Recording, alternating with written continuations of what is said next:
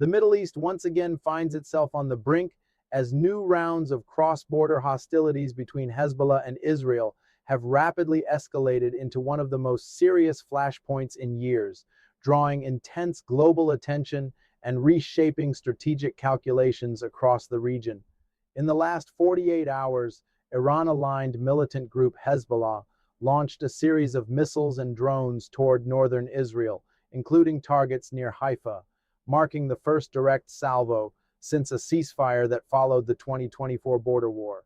This barrage was publicly framed by Hezbollah leadership as retaliation for the killing of Iran's supreme leader, Ayatollah Ali Khamenei, in joint U.S.-Israeli strikes, a development that has reverberated throughout the region and beyond.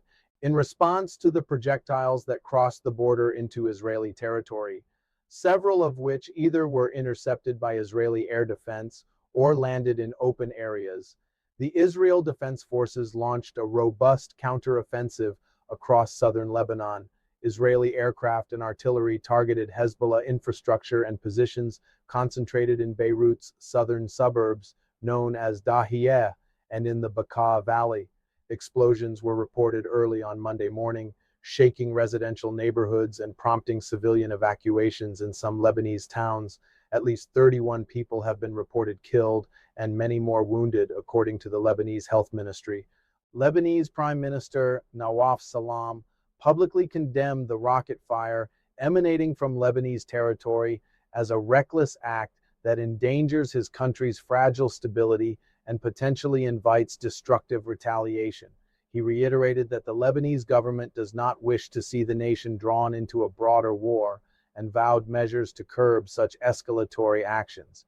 Yet despite this official stance, Hezbollah's involvement has unmistakably pulled Lebanon deeper into a wider conflict dynamic it has long sought to avoid. Hezbollah's statements following the attacks invoked the language of legitimate defense, framing their offensive not only as a response to the killing of a key Iranian figure, but also as part of a broader resistance against what they portray as persistent Israeli aggression over the past year. The group claimed responsibility for firing a mix of advanced rockets and drones toward Israeli targets, describing their action as a necessary tactic within a larger campaign. Israel, for its part, has branded Hezbollah's actions as both an infringement on its sovereign security and as evidence of the militia operating as a proxy for Iranian regional policy. This back and forth has unfolded against the backdrop of a wider conflict involving Iranian missiles and drones targeting parts of Israel and U.S. positioned in the region, as well as escalating Israeli and American airstrikes on Iranian military sites in response to earlier acts of violence. Within the past 24 hours, Iran-backed militias in Iraq have also engaged U.S. forces, further broadening the scope of the confrontation and underscoring how deeply interconnected these theaters of conflict have become. On the ground, the humanitarian cost is mounting. In Beirut, civilians living in the southern suburbs, areas long associated with Hezbollah strongholds, have faced the immediate shockwaves of bombardment. Videos shared by local outlets show smoke rising over residential districts as families flee towards safer neighborhoods. Roads out of the city have become congested with vehicles as thousands seek refuge from the intensifying violence. Hospitals and emergency services are strained, attending to the wounded amid fears of renewed strikes. Israel has issued evacuation warnings for more than 50 Lebanese villages near the border and deeper within southern Lebanon, signaling an even broader targeting campaign should Hezbollah persist in launching projectiles toward Israeli territory. These mass displacement warnings have compounded fears of a wider humanitarian emergency in Lebanon, a nation already grappling with severe economic challenges and political instability. For Israel, the risks are multifaceted.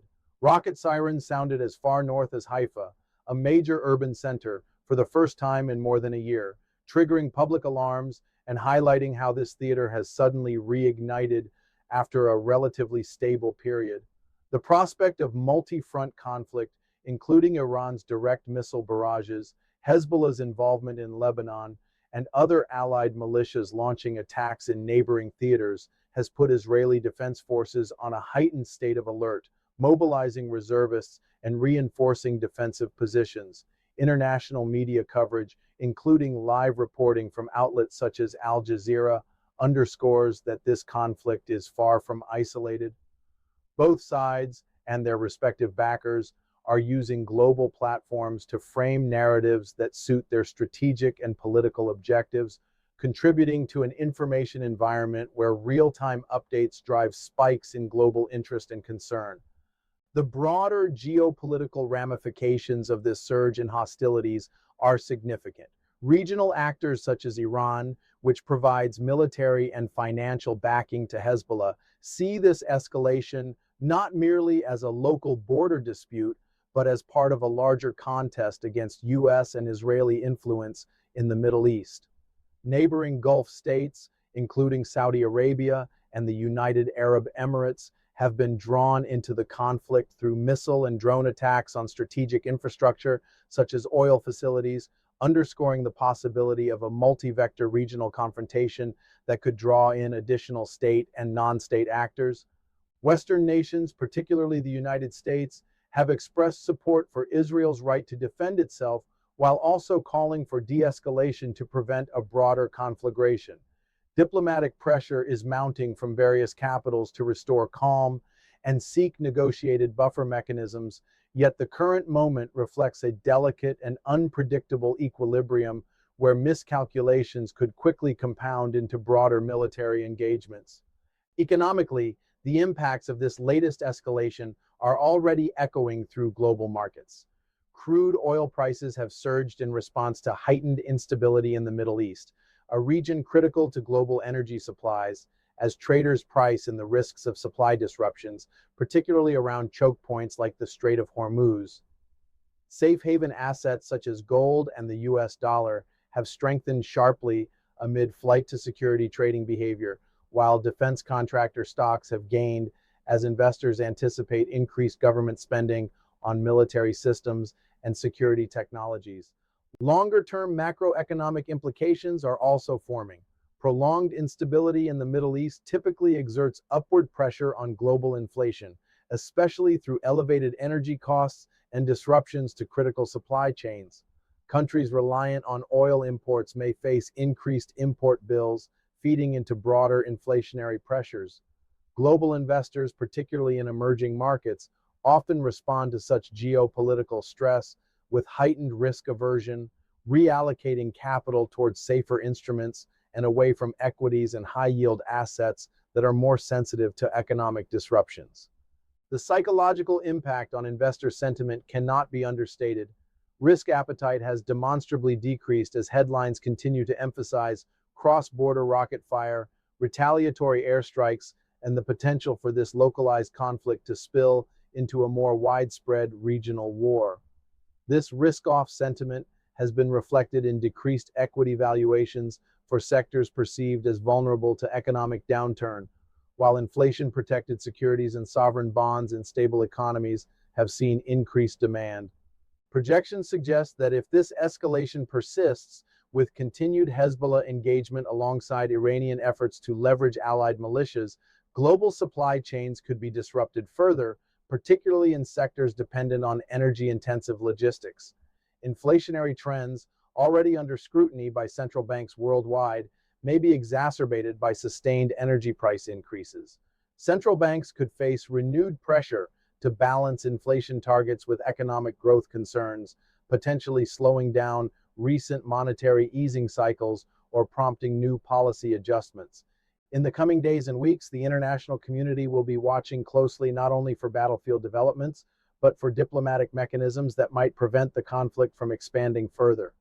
The challenge remains in balancing the immediate security concerns of Israel, the regional ambitions of Iran and its proxies, and the overarching need to prevent broader humanitarian and economic devastation across the Middle East.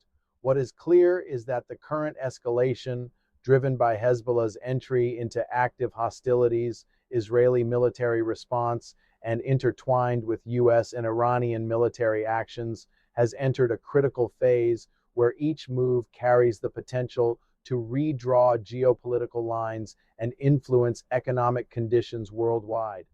Global markets and policymakers alike will be interpreting events not only through the lens of security, but through the economic aftershocks that typically accompany prolonged conflict.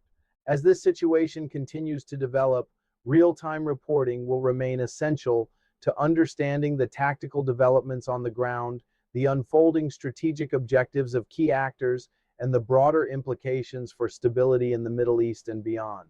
For now, the world watches with heightened vigilance as rockets vie with airstrikes, diplomacy grapples with reality, and global markets adjust to the reverberations of a conflict that has once again captured international focus. From a diplomatic perspective, the involvement of Iran through its proxies like Hezbollah and the coinciding military support these groups receive underscores how interconnected regional conflicts have become. This is not merely a localized border flare-up, but part of a larger geopolitical contest positioning Iran against U.S. and Israeli influence across the Levant, Gulf, and beyond. Regional partners such as Saudi Arabia, the United Arab Emirates, and other Gulf Cooperation Council states have publicly condemned escalation, but also find themselves implicated through attacks on installations and diplomatic spillover. Broader engagements, such as missile strikes on energy infrastructure in the Gulf, risk drawing global powers deeper into the crisis, complicating efforts aimed at de-escalation. Humanitarian concerns are already rising sharply. Reports indicate that large numbers of civilians in southern Lebanon and Beirut's suburbs are fleeing to safer zones as bombardments increase. Hospitals and emergency services in Lebanon, a country already grappling with economic collapse, currency devaluation, and a crippled healthcare system, are under intense strain trying to treat the wounded while shortages of supplies grow. In northern Israel, residents living near the border zones have been told to stay in reinforced shelters as sirens wail and air defense systems activate sporadically. The psychological toll on civilian populations on both sides of the border is mounting, compounding fears of a broader refugee crisis if hostilities continue unabated. Further complicating the landscape is the fragile and often violated ceasefire framework that had been in place following the previous Israel-Hezbollah conflict.